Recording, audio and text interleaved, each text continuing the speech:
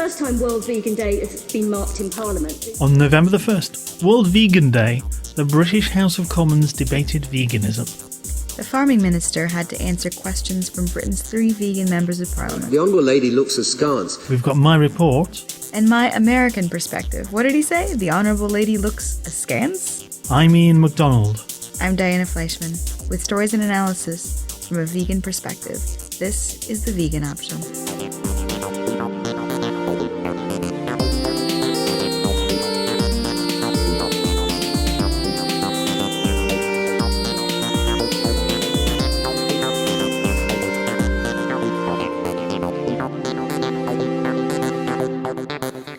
This is the last of our series of 3 about veganism and politics. In the first 2, we met the 3 vegan members of Parliament: Chris Williamson, the Northern ex-bricklayer and hunt saboteur; Kerry McCarthy, the first vegan MP and her party's social media star; and Cathy Jameson, who had a career in Scottish politics before coming to Westminster. At the end of the last show, Kerry McCarthy said she'd asked for an adjournment debate. What does that mean? It's a way of having a discussion without a vote. The adjournment debate is literally a debate on a motion that the House adjourns for half an hour. But you can have, in practice, a debate on anything. So it's like when I ask you if you're going to go home and then we have to talk about it for half an hour? Yes, and we don't actually talk about the decision. We talk about something completely unrelated for half an hour, and then we go home. I see. I watched the debate from the Strangers' Gallery, the tiered seating around the chamber from which the public watches debates through a glass screen. MPs came and went over the half hour, but spread across the benches I counted 4 MPs from the 2 government parties, the 3 vegans from the opposition Labour Party, plus a meat-eating Labour Party manager, and a Conservative from a Northern Irish party. And in our last show, Kerry McCarthy said that there was 1 Green member of Parliament and that she accepted the environmental case for veganism, but found it hard to give up cheese. So what about the Green Party? I didn't check the reasons why she wasn't vegan with Caroline Lucas, the Green Member of Parliament for Brighton and Hove, but I did ask her why she wasn't in the chamber for the debate. On Twitter, and she got back to us and tweeted, "Debate only 30 minutes, so chance to make significant input small. Also would mean not getting home to Brighton until midnight." Oh yes, there was a big debate about squatting. We'll come to that. Immediately beforehand, and Caroline Lucas put the case for people occupying deserted buildings and living in them. And she was there until the end, until the vote. So it would basically have delayed her going home by half an hour. And I didn't realize how late. Oh yes, the end of the parliamentary day was almost 11 o'clock. That is an incredibly late time to work. You mentioned to me the start of the debate was pretty colourful in the Strangers' Gallery. So a dozen people, young, in colourful tattered fabrics and dreadlocks, had been watching the previous debate about squatting. And when the government won a vote towards criminalising it, somebody farted. House stewards, very prim and proper in ceremonial suits, insisted that he'd done so deliberately, pointing his bottom in the direction of the chamber, and that was disgusting, and he had to leave. I fart in your general direction. Well, so there was something of a ruckus that exploded into a more general argument, which made it very hard for us to hear what Kerry was saying. So what I just said is from Monty Python, where a aggrieved Frenchman farts in the general direction of the English. I had no idea. Thank goodness there's an American here to explain the Monty Python reference.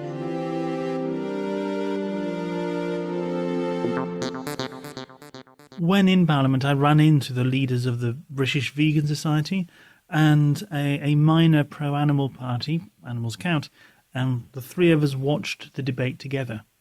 This is the first time World Vegan Day has been marked in Parliament. The chefs have done a sterling job with vegan dishes in the main restaurants on the parliamentary estate every day this week. And earlier today, the Vegan Society event was swamped by MPs and staff, lured there by the promise of free vegan cupcakes, which were courtesy of the award-winning Ms Cupcake, who's just won contracts to supply her cakes to the Olympics and Paralympics, not because her cakes are vegan, but because they're delicious.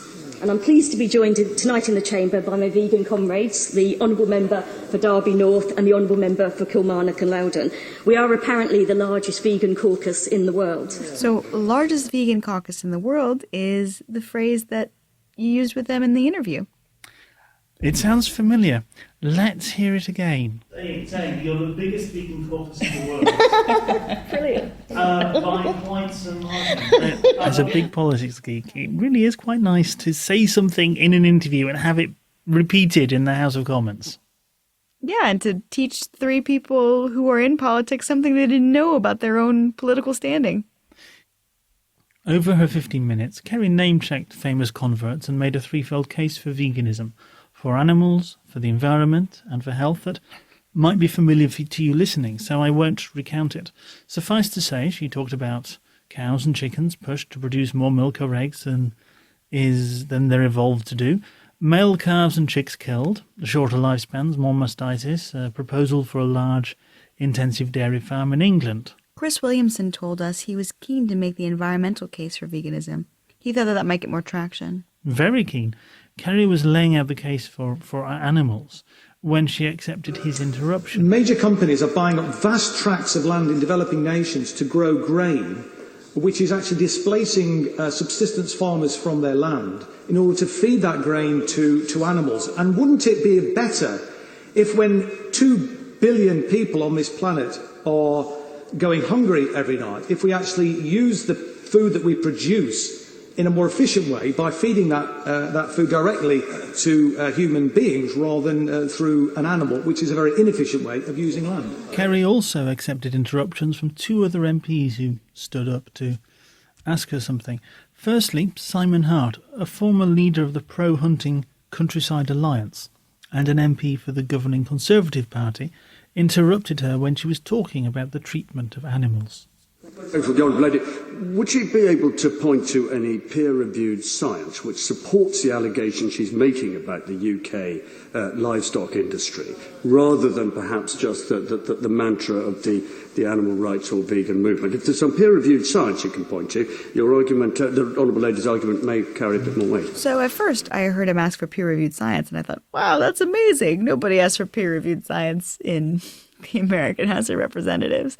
But I was also thinking that if you are interested in how many cars are on the road or how many burgers are sold by a certain company, you don't ask for peer-reviewed science. So the things that she's talking about are all aspects of animal industry, things that should be counted or statistics that can be reported by the companies themselves. That's not what peer-reviewed science is for. Peer-reviewed science is for discovering things that don't actually, where the information doesn't exist in its form in the public domain.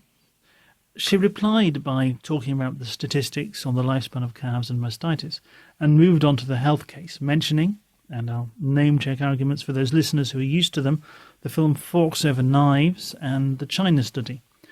Jim Shannon MP, another member of the Countryside Alliance, this time from the main Protestant party in Northern Ireland, called the Democratic Unionists, asked, how would the Honourable Lady answer the statement by my GP and other GPs that says you should have a balanced diet, and that balanced diet should include meat? So Jim Shannon, you may not know this, but I Googled him because I was interested in his question. He has been voted the unsexiest member of Parliament, which in a group of more than 600 is quite a feat. But moving on, I thought his question was a pretty good one. Basically, just because there's a health case for eating less meat, does that really advocate a vegan diet? Aren't the other arguments for veganism stronger? We know vegan GPs and dietitians who would obviously disagree with him.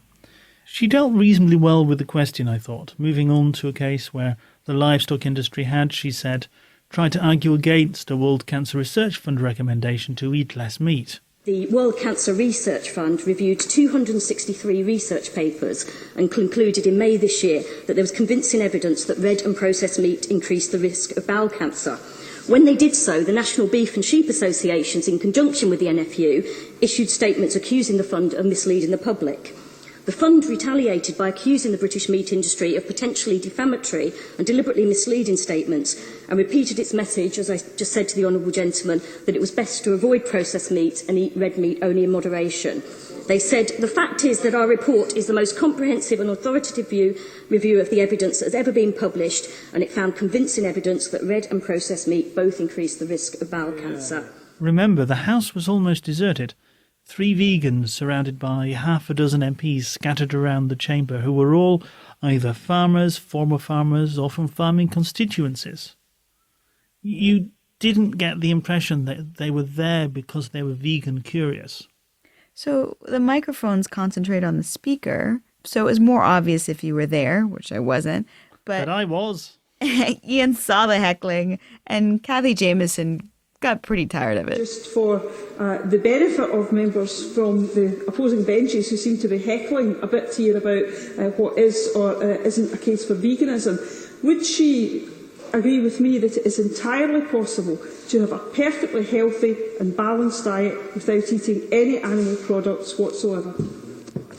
I think that's true, and as I said, I've been a vegan for nearly 20 years, the Honourable Lady's been one for 15 years, and the Honourable Gentleman has been one for time immemorial, since the 1970s, I gather. And I think we're all testament to the fact that you can survive perfectly well on a vegan diet. And I have to say, the Honourable Lady referred to the heckling. It's very strange to have heckling in an adjournment debate, and I think perhaps it's testament to the strength of our arguments that people feel that they have to sit there and mock what we're saying rather than actually join in the debate. I really like what Kathy Jameson says there, because it was a direct response to Jim Shannon's claim that doesn't a healthy, balanced diet always have to include meat? Kerry made the environmental case around carbon footprint, growing food for cattle instead of people, and the depletion of the oceans. Kerry McCarthy asked a broad range of questions, and in an adjournment debate you only get a response from one government minister. In this case, Farming Minister Jim Pace, himself a former farmer. His job was to reply for the British government. Can I genuinely congratulate the Honourable Lady on taking the opportunity to raise the issue of vegans on, as she said, World Vegan Day. The issue of vegans. Makes it sound like the vegans are the problem. The leader of Animals Count, Vanessa Hudson, next to me in the Strangers Gallery, afterwards summed up, I think, his speech as being like every dinner party she'd ever been to. The two members of Parliament have a history. They've clashed before on plans for an American-style large, intensive dairy in a place called Nocton in England. Jim Pace had defended plans for large intensive farms in general, saying that welfare was independent of size, and he dismissed requests to intervene by saying that planning permission was a local matter. Now, the campaigners ultimately defeated plans for the dairy, but the minister began his speech by objecting to the way in which Kerry McCarthy had just described the Nocton proposal. Can I just say, though, that I don't think she does her cause helped by some of the quite wide exaggerations that she's made in her speech this evening. I mean, to talk about an intensive dairy farm akin to a multi-storey car park is frankly ludicrous. There is no suggestion. The Honourable Lady sitting in from sedentary position, and I would need to get this in the record, Mr. Speaker, talking about cows on top of each other. There is no such question. The proposal at Nocton, which of course is now dead anyway as a proposal, but it was not talking about a multi-storey facility. It doesn't do the cause any good to exaggerate. Two things struck me there. The first thing is that James Pace says the Honourable Lady is saying something from a sedentary position. Are you not allowed to speak sitting down in Parliament? Well, people heckle, but if you want to properly say something, you are meant to stand up, a way of saying, I'd like to interrupt, and then speak if the other person gives way. That's what's happened thus far. And James Pace says another thing. He says cows pile on top of each other, and he makes a really big point of saying that that's going to be on the record. Which it is. I mean, you can't hear it on the microphones, but you can hear it. We can read it in the parliamentary record. Well, he thinks she's wrong. And he's obviously making a big and, to my ears, rather patronising deal out of it. But was she wrong? So I had a look at the original planning application from 2009. The cows would have been piled next to each other. just doing the mathematics, they can't have had more than 70 centimetres, a little over 2 feet. About the size of the desk that we're at now. Yeah, wide. But all the plans put the cows on the ground floor. It's possible that some campaigners know something I don't and got that to Kerry McCarthy, but I can't substantiate that specific point. So she made 2 points. One was that they're piled on top of each other, and one that was multi-story. So it's a bit pedantic to say that they're not piled on top of each other. They're just very close next to each other. But it seems that James Pace is trying to make a big deal out of a possible factual error to undermine Kerry McCarthy's credibility in this debate. That's what you do in debates. But Pace did admit that you can indeed be healthy on a vegan diet. And it's perfectly true that a well-planned diet based on anything, as long as it contains the right balance of food, can be healthy. This assertion is about a vegan diet being healthy is important in the current political climate because the French government has come under fire from famous Britons like Paul McCartney for passing regulations that say a healthy diet necessarily has to include animal products and enforcing that the protein on plates in hospitals and school has to be from an animal source, literally enforcing totally non-vegetarian meals. Kerry McCarthy objected when the minister strayed onto health policy. I have to say that this section of his speech does sound rather like filler because he doesn't want to actually talk about the issues I've addressed. The minister said it was relevant, moved on to try to throw the issue of soy being produced to feed livestock back at Kerry. But this is the point. Soya is the staple diet of people who don't eat meat. The vegan MPs all rose to their feet, ready to interrupt. It's coming from the rate. No, I'm not going to give away any more in a minute. I've only got a couple of minutes left. So there was a couple of reasons why they might have wanted to interrupt. One reason is that there are a lot of recipes that don't involve soy that vegans eat. In fact, I know a couple of vegans that are allergic to soy. But the other main idea is that people who don't eat meat eat mostly soya.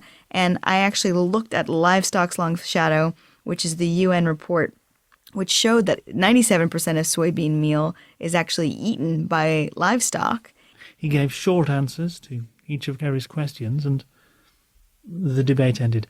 Everyone in the chamber in the Strangers' Gallery got up as the mace, the symbol of the house, was carried out. So, what have we learned in our 3 shows about veganism and politics? Well, it's global, but it's mostly in Britain. Not all of the vegan politicians are liberal. Just about 4 out of 5 are. Monica Gandhi's the exception, right? Yes, from the more right-of-centre broad group in the Lok Sabha in the Indian Parliament. And we also learned that vegans in Parliament have similar difficulties that any other vegans in the workplace have, especially because they work 14 and 15-hour days. They have trouble with their workplace improving vegan food, just as you or I would. They have trouble with some of the attitudes of their coworkers. And like most vegans I know, they have things they like to cook at home, as Ian found out. Well, I try to make things fairly simple. So I suppose my signature dish would be a sort of a tomato goulash thing that I do. I don't know if goulash is the right term for it, but that's what I call it. And it is delicious and it can be done very, very quickly. I do think my tofu scrambled eggs are better than any I've ever tasted in a cafe or restaurant, actually.